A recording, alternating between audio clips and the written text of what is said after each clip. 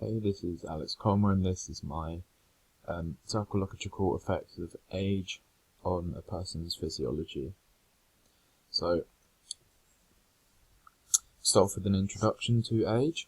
So, the definition of age is the length of time that a person has lived or a thing that has existed. And there are two types of age. So there are two types of age: chronological, which is how old a person actually is, and biological, which is how old that they are. And biological, which is what like sort of spectrum as a person developed so far. So population. So the population hundreds and hundreds of years ago, the average age wouldn't have been that high. It would have been like maybe 50 or 60. And over the past 100 years, the average age of someone has been increased by 2%. And for women, the average age now is about 90, and for men, it's about 80, between 80 and 90. And the population is becoming much older as time goes on. And the typical stereotype for an older person is that they like play bingo or just play balls or whatever it is with their friends. But there have been examples of like 90-year-olds playing sport as well. And so psychological health, so when you get older, you will get, like, you might not see as many people, like see many friends, or you might just stay at home the whole time, so that can be really like bad for you, and so you like don't feel like you can don't want to do anything, and you just get really sad or depressed. So sport could be a way of getting out and meeting new people. So the first effect of age that I'm going to be talking about is the muscular system.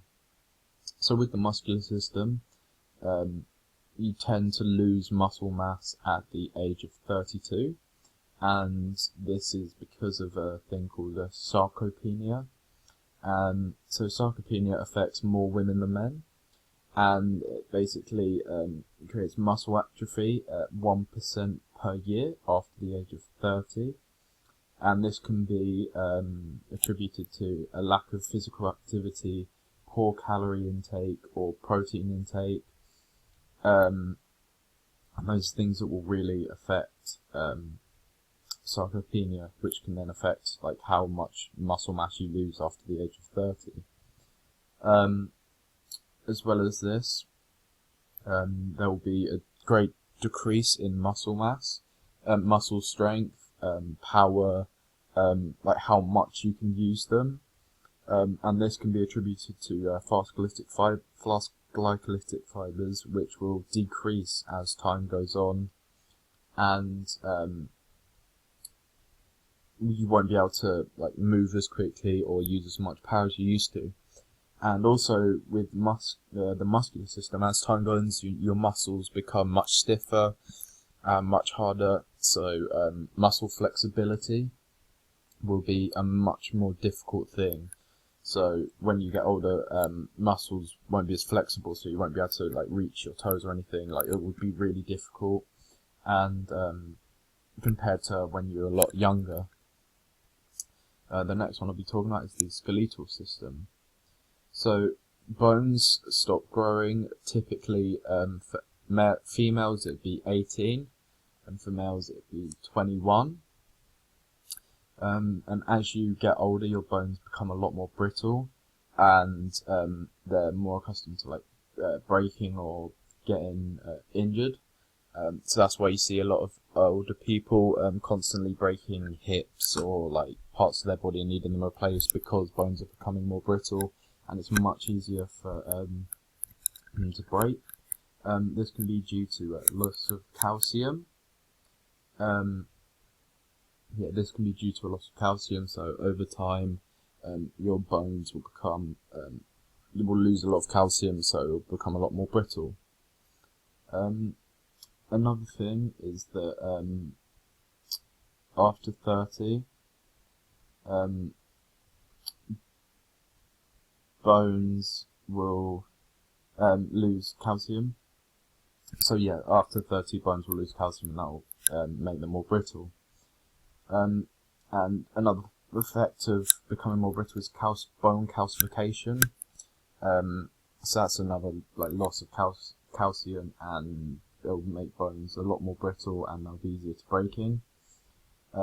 So bones cartilage will erode, and they'll lose synovial fluid, which means that whenever you move, when you get older, it'll be so much more painful for you to move, as bones will be rubbing together because you don't have that synovial fluid or cartilage to in between to stop them rubbing.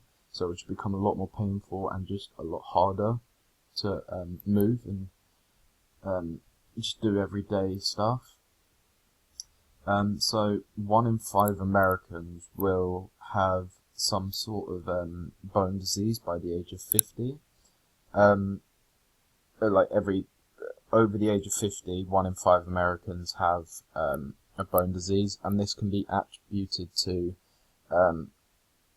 the distance between where people have to travel to, because it's not many things in America are within walking distance, so you have to take a car everywhere, and that means that you won't be doing as much physical activity, and then on top of that you'll be eating quite a lot throughout the day. So that can add to the weight of your body pushing down on the bones, and then you not doing physical activity can weaken the bones. So that will mean that you can get arthritis a lot easier, or just some disease to do with your bones. So the next system I'll be talking about is the cardiovascular system. So as you get older, your SA node will become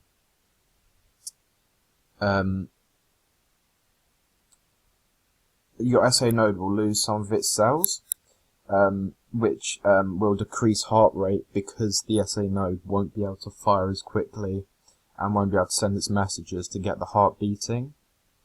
As well as this, the left ventricle and myocardium will increase in size, and as well as that, the heart wall will thicken, so less blood will be able to get through because it's a much smaller space. Because less blood will be able to get through, it means the heart will fill slower, so that will as well decrease the heart rate. Baroreceptors will become less sensitive, so blood pressure will decrease, and because it won't be able to sense whether you'll have a high or low blood pressure, so blood pressure will decrease, and because you won't have so much blood pumping through your heart.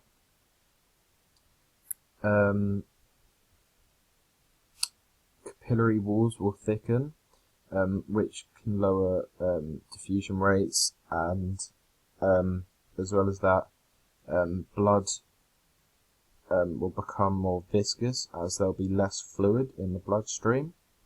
So that means blood will become more viscous, and also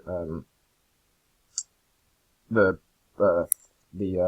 capillary walls thickening will slow the exchange rate of nutrients and waste products through the body, because not as much will be able to get through the capillaries. And a disease called an anemia is common in women, and that's a really bad heart disease which can cause death. And then valves and veins don't work. Valves and veins won't work as well, and so this can lead to coronary heart disease or obesity, as your blood won't be able to go through, and any fatty deposits that get into the arteries, capillaries won't be filtered through with the blood, so they'll just stay there, and it'll get so much harder for the fatty deposits, and so they'll just build up and it'll increase obesity. And so the next part I'll be talking about is the respiratory system.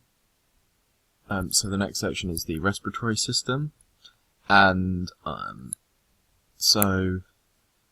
as you get older, your muscles and everything will adapt and change. So as you get older, your lung capacity and lung volumes will decrease in size as the muscles will lose, the lungs will lose, you won't be able to take in as much oxygen, as air sacs will lose shape and become saggy, so they won't be able to take in much oxygen. So your lung capacity and lung volume will become smaller, as not as much oxygen won't be able to get into your system. And as well as this, that will increase recovery time dramatically, as you won't be able to get the oxygen in needed to get energy and oxygen around the body into the bloodstream. And